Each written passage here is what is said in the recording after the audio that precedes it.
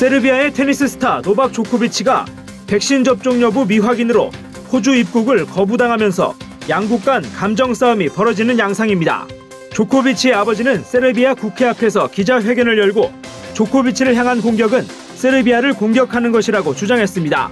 특히 호주와 서방이 세르비아인이라는 이유로 부당하게 대우한다고 비난하며 1999년 코소보 전쟁 당시 나토가 세르비아를 공습했던 것을 언급하기도 했습니다. 이번 사태는 세르비아 대통령은 물론 호주 총리까지 나서 입장을 표명할 정도로 파급력이 커지고 있습니다. 알렉산다르 부체치 세르비아 대통령은 세계 최고의 테니스 선수에 대한 부당한 대우를 멈춰달라며 호주 총리까지 포함해 모든 이가 합세해 정치적 마녀 사냥을 하고 있다고 목소리를 높였습니다.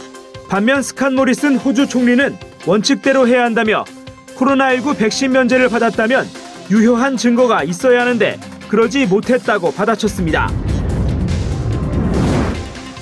차량 외장 색상이 흰색에서 검은색으로, 검은색에서 흰색으로 변경됩니다.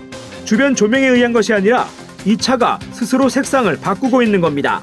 BMW는 미국 라스베가스에서 열린 세계 최대 전자 IT 전시회 CES 2022에서 혁신적인 전자잉크 기술을 적용한 차량을 처음 공개했습니다.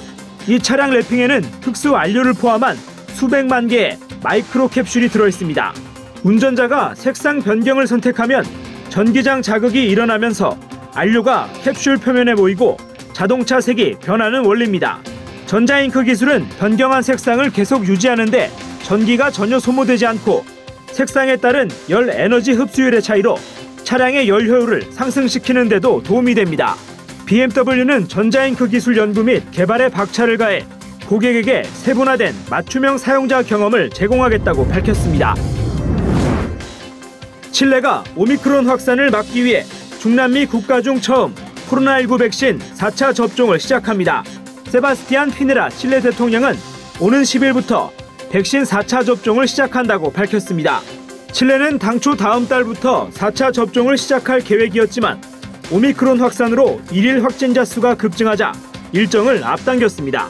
12세 이상 면역 저하자가 우선 접종 대상이고 다음 달 7일부터는 3차 접종 이후 6개월이 지난 55세 이상 전체 인구로 확대합니다.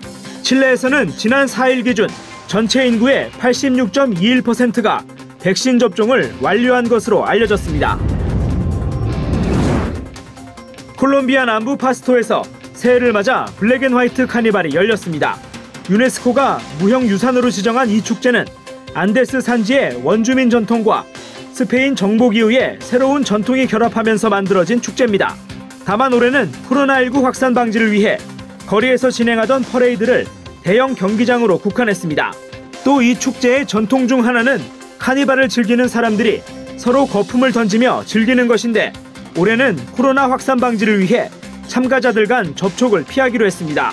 한편 이 축제는 통일과 평등을 상징하기 위해 블랙앤화이트라 이름 붙여졌지만 실제로 이 카니발은 다양한 색상과 음악으로 인종과 문화의 차이를 넘어 서로에 대한 존중을 표현합니다.